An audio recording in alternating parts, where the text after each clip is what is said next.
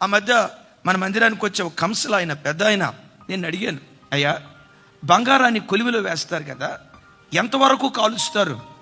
ఆయన ఎన్నో చెప్పి ముగింపులో ఏమన్నాడు తెలుసా?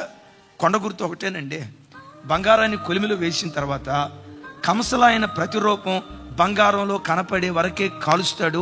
వన్స్ బంగారంలో కంసలాయన ప్రతిరూపం కనపడిందంటే అగ్నిలో నుంచి తీసేస్తాడు. పరమ కంసాలి యేసుక్రీస్తు వారు మనలను శ్రమలనే కొలిమిలో వేసి కాల్చేటప్పుడు ఆయన పరిశుద్ధత నీలో కనపడే వరకే కాలుస్తాడు. ఆయన ప్రేమ నీలో కనపడే వరకే కాలుస్తాడు. ఆయన సాత్వికం, ఆయన దీనత్వం, ఆయన సంపూర్ణతకు సమానమైన సంపూర్ణత కలిగే వరకే కాలుస్తాడు.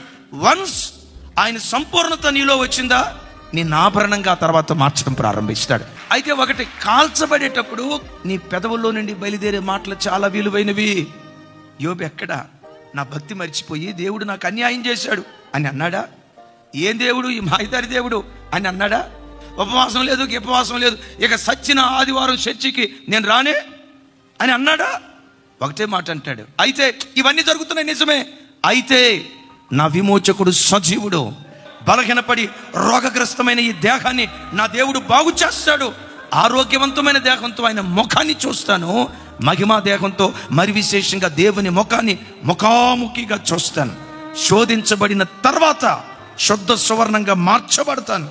మీలో ఎవరైనా పొయ్యి లాంటి నలుదిక్కుల శ్రమల మధ్యలో కాల్చబడుతూ ఉంటే, యోబుకు 2 దీవెనిచ్చిన దేవుడే నీకు నీ పిల్లలకు 2 దీవెన దేవుడు అనుగ్రహించునుగాక.